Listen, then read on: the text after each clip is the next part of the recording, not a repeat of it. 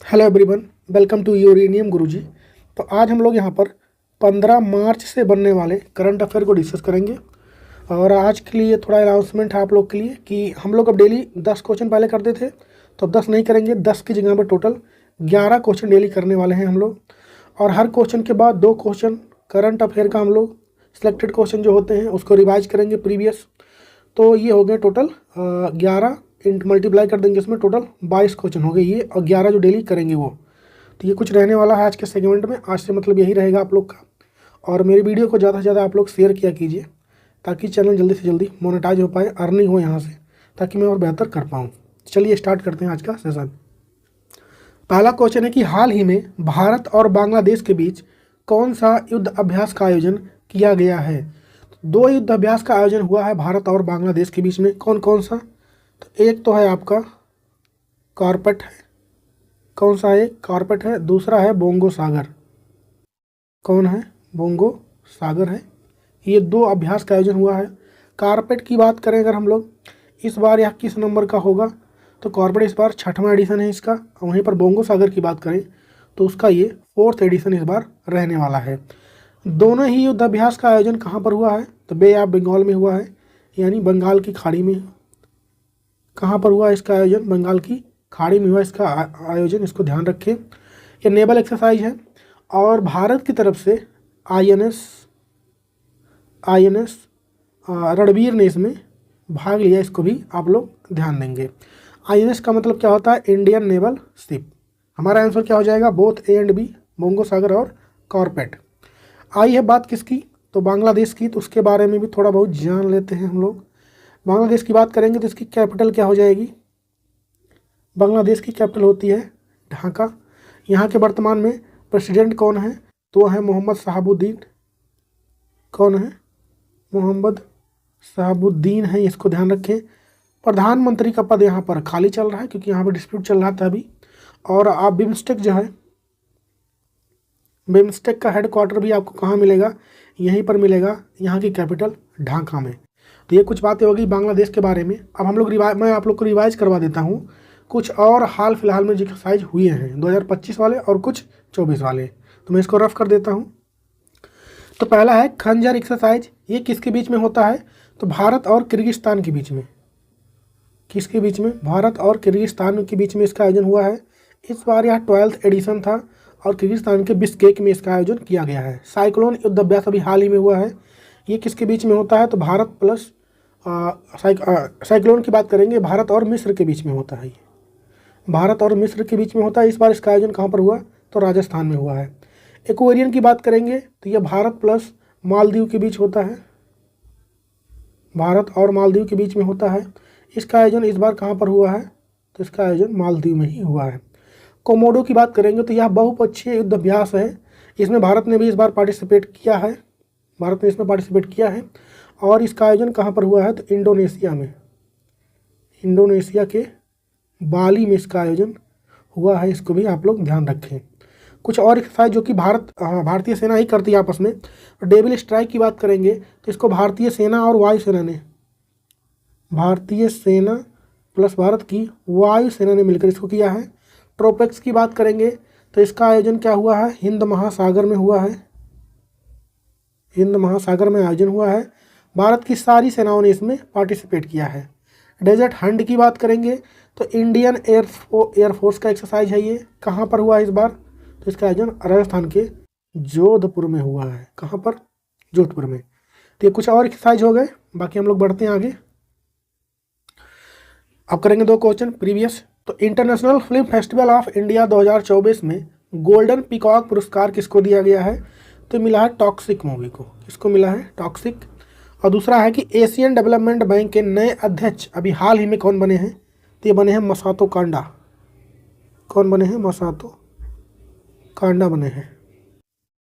Next question है कि हाल ही में आई सिप्री की रिपोर्ट के अनुसार दुनिया का सबसे बड़ा हथियार बेचने वाला देश कौन बना है? तो स्टॉकहोम की एजेंसी है सिप्री जो कि इस रिपोर्ट को जारी करती है कौन सा देश कितना हथियार खरीद रहा है और बेच रहा है। दोनों को डिस्कस करेंगे हम लोग। पहले देखते हैं खरीदना। खरीदना को और क्या बोलते हैं? आयात करना। आयात करना या फिर इंपोर्ट। उसके बाद क्या आएगा तो आपका बेचना, बेचना यानी निर्यात बोलते हैं इसको, या फिर एक्सपोर्ट बोलते हैं। तो खरीदने के मामले में अगर हम लोग देखें, खरीदने के मामले में नंबर 1 पे कौन रहा है, तो वो रहा यूक्रेन। खरीदने में नंबर 1 पे कौन रहा, यूक्रेन। सेकंड पे कौन रहा है, तो ये रहा है भारत। खरीदने के मामले में, आयात करने के मामले में यूक्रेन रहा है नंबर 1 पर और सेकंड पर रहा है भारत। अच्छा, बेचने के मामले में पहले पे कौन रहा है, तो वो रहा है यूएसए। कौन रहा है, यूएसए रहा है पहले नंबर पे, इसको ध्यान रखें आप लोग। तो हमारा आंसर क्या हो जाएगा, हमसे क्या पूछ रखा है, बेचने के लिए पूछ रखा है, तो यूएसए हो गया। यूएसए ने बेचा सबसे ज़्यादा और ख़रीदा सबसे ज़्यादा किसने, यूक्रेन ने खरीद लिया। भारत की बात हम लोग करेंगे, भारत सेकंड नंबर पे है हथियार खरीदने के मामले में। तो भारत किससे सबसे ज़्यादा हथियार खरीदता है, इसको भी देख लेते हैं। सबसे ज़्यादा हथियार किससे खरीदता है भारत, तो उसमें नंबर 1 पे है भारत को बेचने के मामले में, पता ही होगा आप लोग को, पिछली बार भी यही था, रसिया था। सेकंड नंबर पे कौन है भारत को बेचने के मामले में, तो वो है फ्रांस। आप लोग बताइए कौन सा लड़ाकू विमान भारत ने फ्रांस से खरीदा था, जो कि बहुत चर्चे में रहा था। यहाँ पर यूक्रेन की बात आई है, यूक्रेन नंबर 1 पे है। तो इसकी कैपिटल क्या होती है, कीव इसकी कैपिटल होती है। और यहाँ पे करेंसी चलती है रिबनमी। कौन सी करेंसी चलती है, रोमेनिया करेंसी यहाँ पर चलती है, इसको भी आप लोग ध्यान रखेंगे। तो हमारा आंसर क्या हो जाएगा, यूएसए। नेक्स्ट क्वेश्चन है कि हाल ही में 16 वर्ष से कम आयु के बच्चों द्वारा सोशल मीडिया के उपयोग पर किस देश ने प्रतिबंध लगा दिया है, तो ये लगाया है ऑस्ट्रेलिया ने। किसने लगा दिया है, तो ये प्रतिबंध लगाया है आपका ऑस्ट्रेलिया ने। और सेकंड है कि हाल ही में भारतीय सेना ने पहला संयुक्त टेबल टॉप अभ्यास सिनबैक्स किसके साथ स्टार्ट किया है, तो कंबोडिया के साथ होता है ये। किसके साथ होगा ये, कंबोडिया के साथ होगा, इसको भी ध्यान रखना है। नेक्स्ट क्वेश्चन है कि हाल ही में किस देश ने प्रधानमंत्री नरेंद्र मोदी को अपने सर्वोच्च नागरिक सम्मान से सम्मानित किया है, तो ये किसने किया है, तो मॉरिशस देश ने किया है। किसने किया है, तो मॉरिशस देश ने किया है, क्योंकि अभी हाल ही में वहाँ का क्या था, राष्ट्रीय दिवस। राष्ट्रीय दिवस कहाँ का था ये, तो मॉरिशस का राष्ट्रीय दिवस था। और इसको ध्यान रखें आप लोग। यहाँ पर चीफ गेस्ट बन के कौन गए थे, चीफ गेस्ट बन के कौन गए थे, भारत के प्रधानमंत्री नरेंद्र मोदी। वहीं पर हमारा आंसर क्या हो जाएगा, मॉरिशस। वहीं पर इनको सम्मानित किया गया है सम्मान से। उस सम्मान का नाम क्या है, तो the grand commander of the order of the star and की ऑफ द इंडियन ओशियन। काफ़ी बड़ा नाम है, आधा किलोमीटर का। तो इसको तो नहीं पूछेगा आप लोगों से, लेकिन इसका आंसर हमें याद रखना है। कहाँ का सर्वोच्च नागरिक सम्मान हाल ही में मिला है प्रधानमंत्री मोदी को, तो मॉरिशस का। अगर हम लोग मॉरिशस की बात करें तो यहाँ की जो कैपिटल है वो क्या हो जाएगी, तो पोर्ट लुइस। पोर्ट लुइस यहाँ की कैपिटल है। यहाँ के वर्तमान में पीएम कौन है, प्रधानमंत्री कौन है, अगर ये पूछे यहाँ पर, तो नवीन राम गुलाम है। नवीन राम गुलाम है। प्रेसिडेंट की बात करेंगे अगर वहाँ के, तो वो है पृथ्वीराज सिंह रूपम, ये वहाँ के प्रेसिडेंट हैं। अच्छा, प्रधानमंत्री नरेंद्र मोदी को ढेर सारे मतलब देश के सर्वोच्च सम्मान से सम्मानित किया गया है। तो उन सारे देश को मैं आप लोग को लिखवा देता हूँ, आप लोग लिख लीजिए। तो पहला इसमें कि ऑर्डर ऑफ सेंट एंड्रयू, ये कहाँ का है सम्मान, तो ये है रूस का। इसे सम्मानित किया गया प्रधानमंत्री मोदी जी को। उसके बाद आपका order of freedom of Barbados का है, तो ये कहाँ का है, तो ये बारबाडोस का है, इसको भी ध्यान रखें। उसके बाद order of excellence of Guyana का है, तो ये गुयाना के देश ने दिया था भारत और प्रधानमंत्री मोदी जी को। लीजन ऑफ ऑनर की बात करेंगे अगर हम लोग, तो ये कहाँ का है, तो ये है फ्रांस का। उसके बाद ऑर्डर ऑफ ऑनर की बात करेंगे, ये कहाँ का है, तो ये है ग्रीस का। ये सर्वोच्च नागरिक सम्मान है उस देश के, जो प्रधानमंत्री मोदी जी को 2023 और 24 ये सब मिला के दिया गया है। ऑर्डर ऑफ क्या होगा ऑर्डर ऑफ ड्रैगन किंग की बात करेंगे, ये कहाँ का है, तो ये है भूटान का। कहाँ का है, भूटान का। ऑर्डर ऑफ नाइजर की बात करेंगे, तो ये कहाँ का रहा है, तो ये नाइजीरिया का है। नाइजीरिया का है। ऑर्डर ऑफ फिजी की बात करेंगे, तो ये कहाँ का हो जाएगा आपका, तो फिजी देश का हो जाएगा। वहीं पर ऑर्डर ऑफ नाइल की बात करेंगे, तो इजिप्ट यानी मिस्र का हो जाएगा। तो ये कुछ अवार्ड थे, और भी 2-4 हैं। तो ये सब मिले हैं प्रधानमंत्री मोदी को यहाँ का सर्वोच्च नागरिक सम्मान इस देश का, और ये उस सम्मान के नाम हैं नाम भी पूछा जा सकता है। तो ये सब आप लिख लीजिए, बाकी हम लोग आगे बढ़ते हैं। नेक्स्ट है कि हाल ही में किसने एशियाई सर्वोच्च लेखा परीक्षा संस्थानों के संगठन की अध्यक्षता संभाली है? तो गिरीश चंद्र मुर्मू। कौन हो जाएंगे? गिरीश चंद्र मुर्मू हो जाएंगे, इसको ध्यान रखें। नेक्स्ट है कि हाल ही में किसे 2024 का फाइजर पुरस्कार से सम्मानित किया गया है? तो ये किया गया बिहारी मुखर्जी को। किसको? बिहारी मुखर्जी को। नेक्स्ट है कि हाल ही में संयुक्त राष्ट्र महासभा ने अंतर्राष्ट्रीय आशा दिवस कब मनाने की घोषणा की है? तो 12 जुलाई को मनाने की घोषणा की है। किस देश ने इस प्रस्ताव को रखा था? अगर ये पूछे कि इस प्रस्ताव को ईवन में किस देश ने रखा था? 2 देश थे, एक तो था बहरीन प्लस किरीबाती। कौन सा देश है? किरीबाती देश। इन दोनों देशों का यह प्रस्ताव था। सब लोगों ने इसमें वोटिंग की है। एक वोट इसके विपक्ष में गया था, एक वोट विपक्ष में गया था, वो किया था यूएसए ने। इसको भी ध्यान रखें। तो कब से मनाया जाएगा ये? 12 जुलाई को। संयुक्त राष्ट्र महासभा को हम लोग मिनी पार्लियामेंट के नाम से भी जानते हैं। अच्छा, भारत की बात करेंगे। भारत ने इसमें वोट मतलब क्या किया है इसके पक्ष में या विपक्ष में? तो भारत ने वोट ही नहीं किया है। भारत ऐसे कंडीशनों में वोट नहीं करता है क्योंकि भारत को यूएसए के साथ भी मैनेज करके चलना है और रूस के भी साथ। नेक्स्ट है कि हाल ही में किस आईआईटी ने हाइपर लूप टेस्ट ट्रैक बनाया है? तो इसको बनाया है आईआईटी मद्रास ने। किसने बनाया? आईआईटी मद्रास ने। नेक्स्ट है कि हाल ही में चर्चा में रहा दृष्टि 10 स्टार लाइनर क्या है? तो एक ड्रोन है। क्या है? ड्रोन। नेक्स्ट क्वेश्चन है कि पर्वत शिरोमणि भगत सिंह कोश्यारी नामक पुस्तक हाल ही में किसने लॉन्च किया है? मतलब लॉन्च हुआ है, इसके लेखक का नाम बताइए। तो लॉन्च तो किया है मदन मोहन, सॉरी, इसमें 2 क्वेश्चन बनेंगे। एक तो आपका बनेगा लिखा किसने है, दूसरा लॉन्च किसने किया है। तो इसको लिखा है हमारे क्वेश्चन के अकॉर्डिंग तो मदन मोहन सती ने। किसने लिखा है? मदन मोहन सती ने इसको लिखा है। पर इसको लॉन्च किसने किया है? तो ओम बिरला ने। किसने? ओम बिरला। फोटो में दिख रहे हैं ओम बिरला। वर्तमान में भारत के लोकसभा स्पीकर हैं ये, इसको भी ध्यान रखें आप लोग। यहाँ पर नाम आया है भगत सिंह कोश्यारी का। तो ये कौन है? तो ये उत्तराखंड के पूर्व सीएम रह चुके हैं। महाराष्ट्र प्लस गोवा, इन दोनों जगहों के राज्यपाल यानी गवर्नर भी रह चुके हैं, इसको ध्यान रखें। नेक्स्ट है कि हाल ही में होटल और सार्वजनिक स्थानों पर गौ मांस खाने पर किस राज्य ने प्रतिबंध लगाया है? तो ये लगाया है असम ने। किसने लगाया? असम ने। और हाल ही में भारत के श्रीनगर में एशिया की पहली जल परिवहन सेवा किस नाम से शुरू हुई है? तो उबर शिकारा नाम है उसका। क्या होता है? उबर शिकारा। नेक्स्ट क्वेश्चन है कि हाल ही में कौन से फुटबॉल प्लेयर संन्यास लेने के बाद फिर से राष्ट्रीय टीम में वापसी कर रहे हैं? तो वो हैं आपके सुनील छेत्री। कहाँ के हैं ये? तो ये भारत के स्टार फुटबॉल प्लेयर हैं। इनकी उम्र हो चुकी है 40 वर्ष और इन्होंने हाल ही में संन्यास ले लिया था और ये फिर से अब नेशनल टीम में वापसी कर रहे हैं भारत में, इसको ध्यान रखें। फुटबॉल की बात आई है तो कुछ और चीज़ें देख लेते हैं। अच्छा हाँ, इनकी जर्सी का नंबर अगर पूछे तो 9 नंबर है, इसको भी ध्यान रखें। अच्छा, मैंने पिछली बार पढ़ाया था कि 2 जर्सियाँ रिटायर हो चुकी हैं। एक तो सचिन तेंदुलकर की, दूसरा MSD महेंद्र सिंह धोनी का। सचिन तेंदुलकर की जर्सी नंबर कितना था? 10 और MS धोनी का 7। ये दोनों जर्सियाँ रिटायर हो चुकी हैं। बाकी फुटबॉल की बात आई है तो संतोष ट्रॉफी इस बार किसने जीता था? संतोष ट्रॉफी ये किसने जीता था? तो north east United football club ने इसको जीता था। वहीं पर अगर हम लोग बात करें,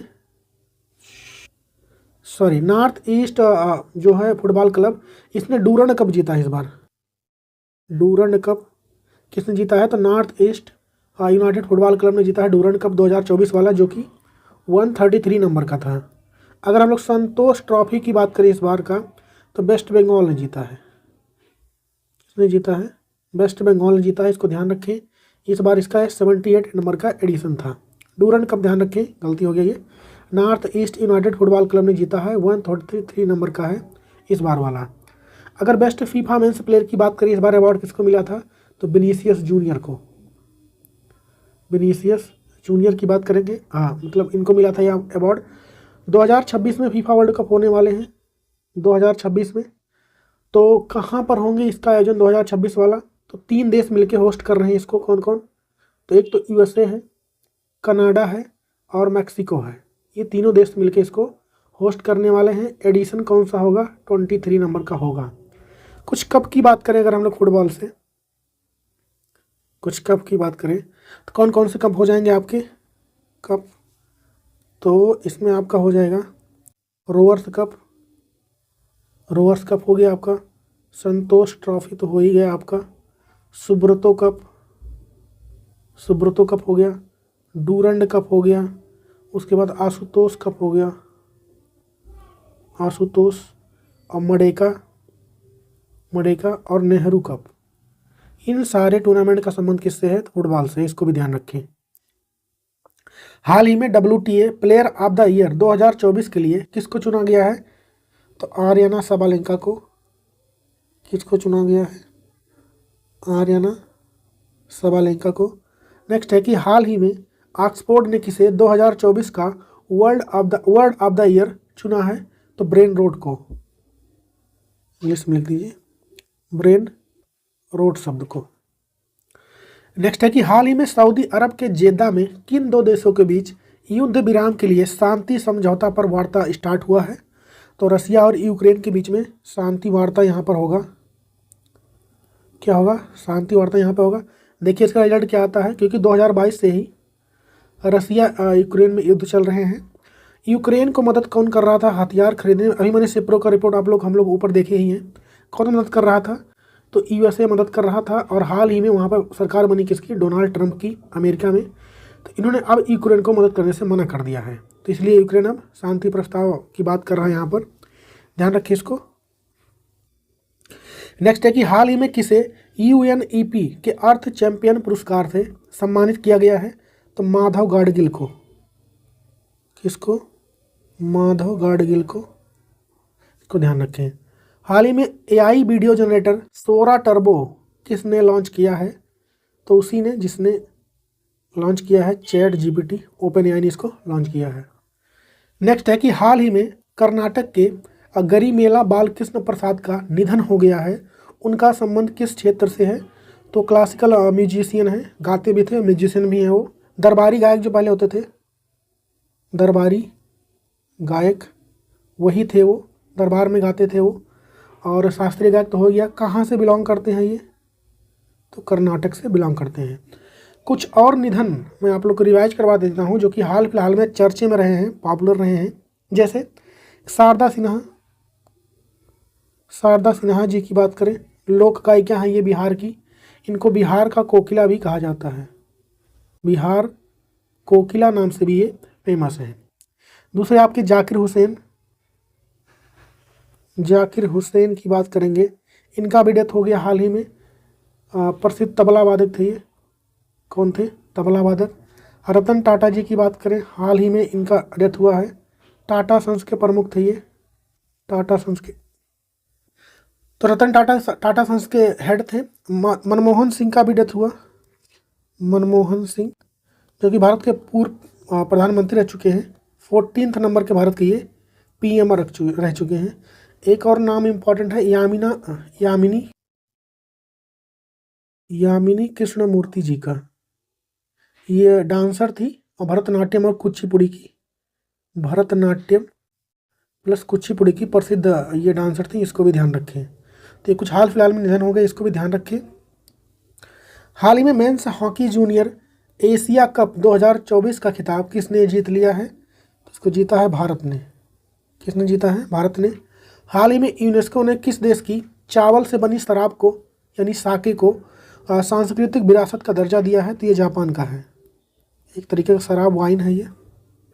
नेक्स्ट क्वेश्चन है कि मुख्यमंत्री कन्या आत्मनिर्भर योजना और मुख्यमंत्री बालिका समृद्धि योजना किस राज्य में स्टार्ट हुआ है? तो ये स्टार्ट हुआ है त्रिपुरा में। क्या है ये? तो एक है मुख्यमंत्री बालिका समृद्धि योजना। इसमें क्या होगा? सरकार 50,000 का बॉन्ड जमा करेगी उस लड़की के नाम से, और जब वो 18 साल की हो जाएगी तो लगभग वो 10 लाख के आसपास हो जाएंगे, तब उसको दे दिया जाएगा। दूसरा क्या है? मुख्यमंत्री कन्या आत्मनिर्भर योजना। इसमें क्या होगा? 12th का एग्ज़ाम होगा, उसमें लड़की जो टॉप करेंगी, टॉप जो रहेंगी टॉपर, उसमें से 140 लड़कियों को सिलेक्ट किया जाएगा और उसको क्या दिया जाएगा, स्कूटी।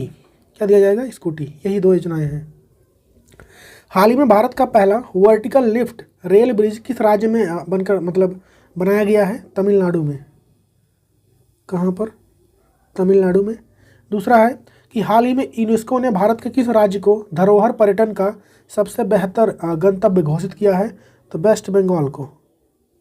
किसको, वेस्ट बंगाल को। नेक्स्ट है कि हाल ही में भारतीय बैंक संघ के CEO कौन बनाए गए हैं, तो अतुल कुमार गोयल। नेक्स्ट है कि हाल ही में 34 नंबर का व्यास सम्मान किससे सम्मानित किया गया, मतलब किसको, तो सूर्यबाला जी को, सूर्यबाला को किया गया है। और हाल ही में टाइम पत्रिका ने पर्सन ऑफ द ईयर किसको चुना है, डोनाल्ड ट्रंप को। नेक्स्ट है कि हाल ही में धूम्रपान निषेध दिवस ये कब मनाया गया है, तो ये मनाया गया है आपका तो ये मनाया गया है 12 मार्च को। कब मनाया गया, 12 मार्च को। यह मार्च महीने के 2nd वेडनेसडे को मनाया जाता है, बुधवार को मनाया जाता है, इसको ध्यान रखें। कुछ और डेज मैं आप लोग को लिखवाता हूँ, जैसे विश्व तंबाकू निषेध दिवस ये कब मनाया जाता है, तो 31 मई को। दूसरा है क्या, विश्व बाल श्रम निषेध दिवस ये कब मनाया जाता है, तो 12 जून को। इसको भी ध्यान रखें आप लोग। नेक्स्ट है कि हाल ही में सबसे युवा शतरंज विश्व चैंपियन कौन बन गए हैं, तो डी गुकेश बने हैं। हाल ही में किस देश ने भारत को मोस्ट फेवर्ड नेशन का दर्जा खत्म कर दिया है, तो इसको किया है स्विट्जरलैंड ने। किसने किया है, स्विट्जरलैंड। और आज का क्वेश्चन है कि हाल ही में स्टार्टअप कंपनी दिंग तारा ने भारत के पहले वाणिज्यिक अंतरिक्ष निगरानी उपग्रह स्कॉट को किस रॉकेट से लॉन्च करवाया है, और कमेंट में ये भी बताइए कौन सी कंपनी उसको लॉन्च करेगी। बाकी हम लोग मिलेंगे कल की वीडियो में, तब तक के लिए जय हिंद।